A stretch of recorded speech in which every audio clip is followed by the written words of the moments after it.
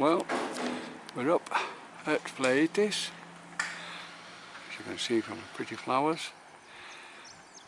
Not starting from here, I'm going up to San Jose in a minute, but just to show, middle of August and everything is still green, most unusual summer.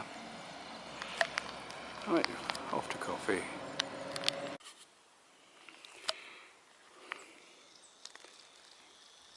I haven't forgotten my rucksack. I'm waiting for the Garmin to pick up the satellite signals. It seems to take an inordinate amount of time in the forest. Well, we're in the picnic area at the top of San Jose, the Llanos. And in a minute I shall be walking down there. There we are, the bus and the area.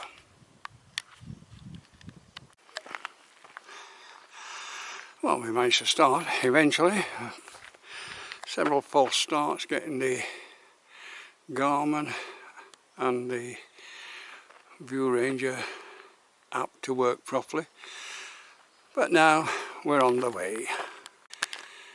Well, today I'm actually navigating with the Garmin app and recording on the View Ranger.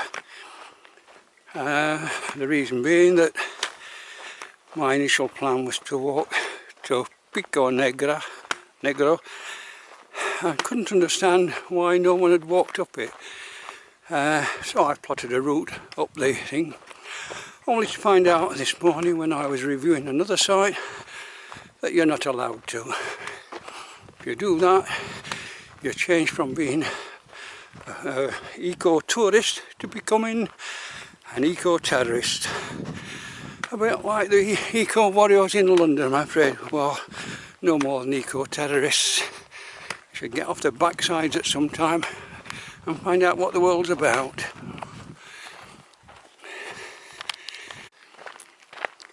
Well, we just passed a runner going in the other direction. No t-shirt on, sweating profusely. I did point out to him it's a bit warm for running, but he's a person that enjoys the countryside, actually gets out and does something in the countryside rather than stopping traffic in London. A couple of minutes ago I was overtaken by a second runner, running rather faster, sweating rather profusely, but now I've left the track and I'm onto the footpath, and we're starting to go into the pine forest, and it's now up and up and up until I reach Pico Negro. We've walked this way several times this year probably. It's up from the water tank, up the hill. It's the one where we got lost the first time. This time I'm walking straight to Pico Negra. I'm going to have to walk around the base, and although I've told Jen 2 hours, it could take longer, one never knows. It really depends how much filming I do. Well, I've crossed the last track, it was down there somewhere, and now, as far as I'm aware, it's simply just straight up the hill. Oh, looks as though my lens is fogging. We'll clean that before we go any further.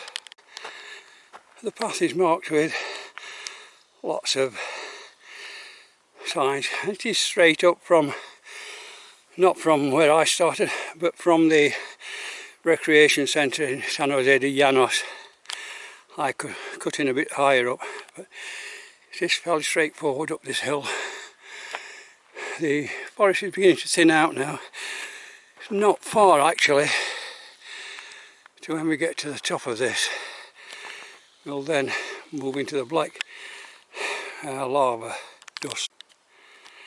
I went through a bit of scrubland further back, but now we're onto the nice paths again.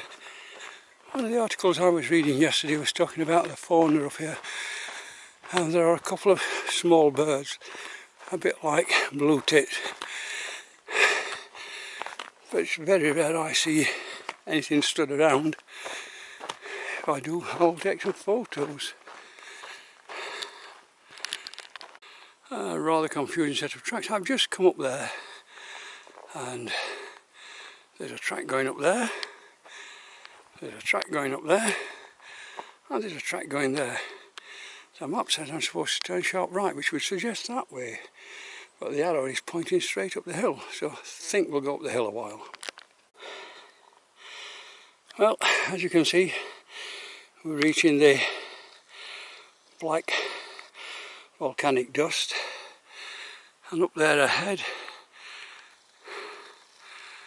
you can see the start of the real volcanic area. We'll be there in 5 minutes. We'll have a look again. Well, there we are, the top of the hill, or nearly the top. In front is Teide. At the side of it, Pico Viejo. This one at the side to our left is Montaneta Blanca. Why white? I don't know. But you can see the cone there. And of course down at the bottom, we are way above the clouds. We've got a really beautiful, quiet countryside again. And in front of me, which you can't see for the tree, is Pico Negra. The name is obvious, it's black. I'm now trying to decide what to do about the walk. I'd allowed an hour to get here. I've done it in less than 45 minutes. I could extend the walk further round. I'll see when I get further round Pico Negra. Well, this is Pico Negra, or Negro, with Teide and Viejo in the distance. Right, I've done 3 kilometres by the looks of it. See if you can see. I can't see, don't know whether I'm blind or not. That's the other peak that I took it up. Now I have to make the decision what to do. I'll go look at the next sign. Well, there we are. Chinyero, 1.4 kilometres away. We have walked this way many times in the past. It never ceases to amaze me. Why people can't get off their backsides and walk up mountains, I don't know. They don't know what they're missing.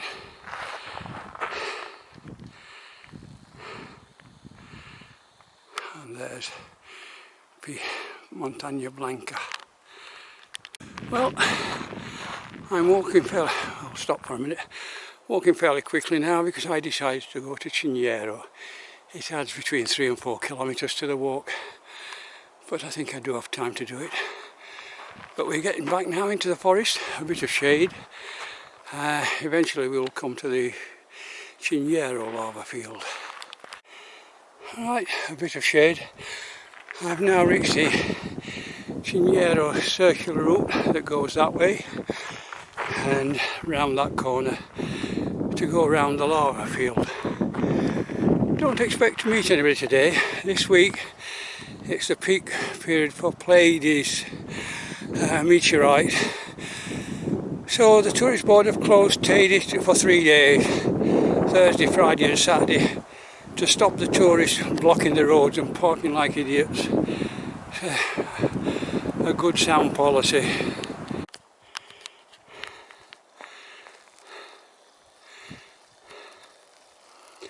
Earlier in the year, these plants have beautiful flowers on, and although we're in a volcanic area, volcanic rock, volcanic lava, it's covered with flowers. Shows how nature regains a foothold once mankind's out of the way. There are still a few flowers about up here. They're beginning to go now, all of them. One or two, I mean, they're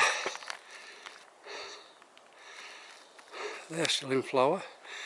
And of course we're on the edge of this volcanic field. Lava everywhere, giant pieces.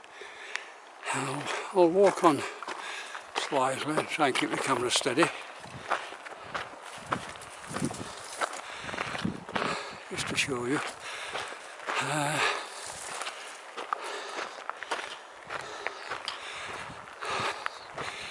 In the distance through the trees is Pico Bianco and Tidy.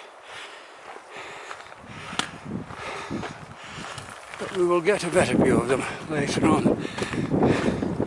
These are some of the bombs that have come out of the volcano. It's amazing how the vegetation regrows on it. And you get small plants like that one, managing to get a foothold. They're all over here. It makes one realise that come a few hundred years, Las Americas and all its concrete edifices of five-star hotels will probably have disappeared under nature. The plants will have taken over again and reclaimed its rightful place. This signpost always confuses me.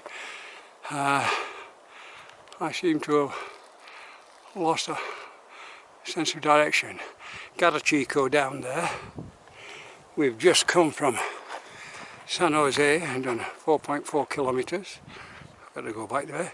And Chinyero, 0.4 that direction, and that's where we're going. Another amazing selection of lava, look. If I'm back out of it.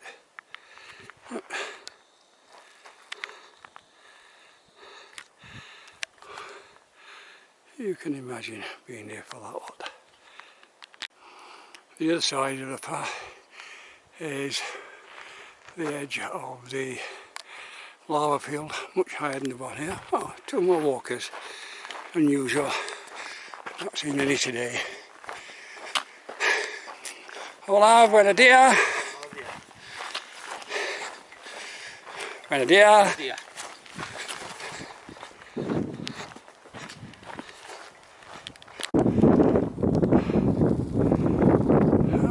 On the Chinyero circular route, and Chinyero's behind those trees. I'll see it later on.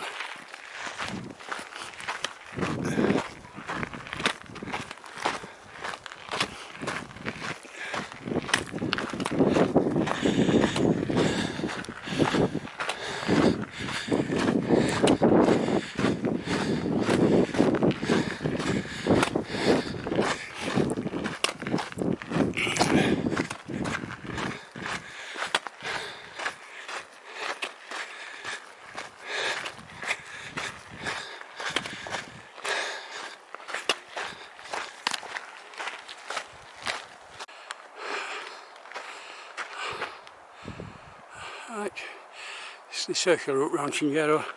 We've sat up that path many times to eat lunch. It means that we normally get here at lunchtime, which is about right for what I've done today. We don't normally walk down this path, but today that's where I'm going because that will take me back. So I'm going to walk on a bit and stop for water.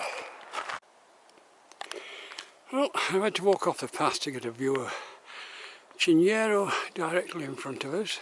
There, that little mountain. Obviously, Teide is the one behind it. I don't know if you can see it in the side, yes you can. And Pico Bianco at the side of it. I managed to walk sideways without breaking a leg. There's Pico Bianco.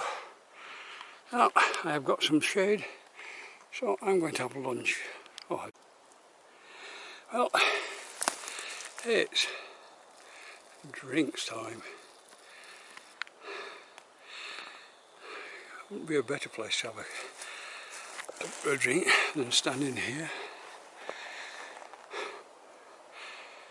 Steady and Pico Bianco that way, and the path home that way. My interest in Pico Negra was that in the 1700s, Garachico was the main port on Tenerife, but then Pico Negra erupted, wiped out that port, and from being the most important port and capital, it became nothing, and the main port became Puerto de la Cruz, and the capital became Puerto de la Cruz. Shows how nature changed lives. Right, we'll finish the drink and get on. A different bit of lava field, mainly dust, but with these rocks that are hurled out of the volcano like little bombs. Quite interesting. Another mountain on this side, I don't know which one that one is. There's a lot of pine needles down there.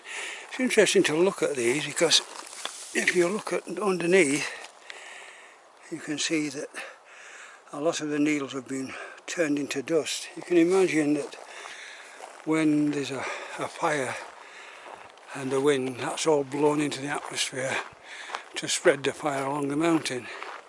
It's one of the reasons for not having tourists up the mountain, or local as far as that goes, in the night for the Pleiades.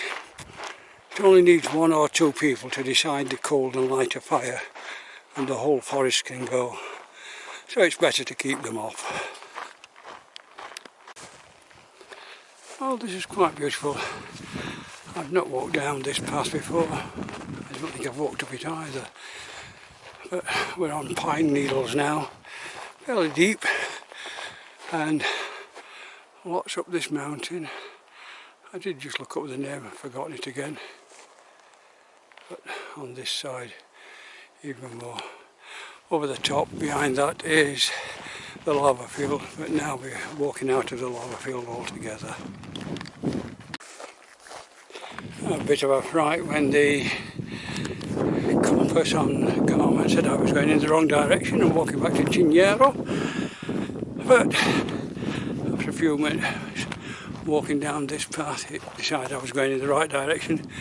The trees seem to affect the satellite reception, so now and then you do get silly things happening, but it really is very beautiful, this. I suspect we're going to finish up back the top somewhere near the Almond Walk, because I've never walked it before and I'm trying to read it from the Garmin map, which is not very good. There's the rather mountain red. I did look up the name, but a little Chinese lad or teenager that passed me going in the other direction just came past and asked me in Spanish where I was going and what was down this path. I better catch him up because I don't think he knows where he's going. Well, I'm on the top of the, on the way back from the Almond Walk now. It's where the Chinyero Walk joins the Almond Walk. So I'm back where I know I am. I have just passed a little, or the Chinese teenager, explained to him that San Jose de Llanos is down here, Chinyero is in the other direction. He was staring to Chinyero sign, and he decided to go to Chinyero. No water, in plimsolls, and no gear whatsoever, no map, no idea where he is. Don't know what one does, I explained, but he has to make his own decision. Well, I think most of the walkers will know where we are now. Going to the bottom of the almond walk. I'm sat while walking wondering what I should do about the Chinese teenager walking up the mountain without any resources, not appearing to know where he was going. I suppose I'm going to have to find somebody to report it to. At least I know where he was at 12:30. I'll pass that on to them. Lots of beautiful yellow flowers down the path. Very pretty. Well, on the last turn off back to the minibus, I can slow down a bit now. I was rushing to inform the authorities that I'd seen a teenager seem to be lost up the mountain who I couldn't get to come down. But I met a van with two of the local environmental people in. I explained to them, all very difficult because my Spanish isn't all that wonderful, but I managed to point out where I'd met the boy, which direction he was going in. They asked if he'd got a yellow shirt on and was tall. I said yes, and he said his family was looking for him. So they said thank you, went off up the mountain hike and now go back. 2 minutes ago they returned down the mountain with a teenager in the back. They'd found him and managed to get him off the mountain. So I don't have to worry about that anymore. I can now go have a cup of coffee and a sandwich. Well, I'm nearly back now. I'm going to be 10 minutes late, getting to bother. But it is strange, isn't it? If I'd have walked the path I was going to walk, I would have finished it an hour ago, and we would have had our lunch and driven, I'd be on the way home by now. Instead, I walked down a path I've never walked on before and bump into a Chinese teenager lost on the mountain. And then later on, bump into the people trying to find him. So, fate, one of these strange things. You're never quite sure what life will bring you. Oh, back at the end, back at the minibus.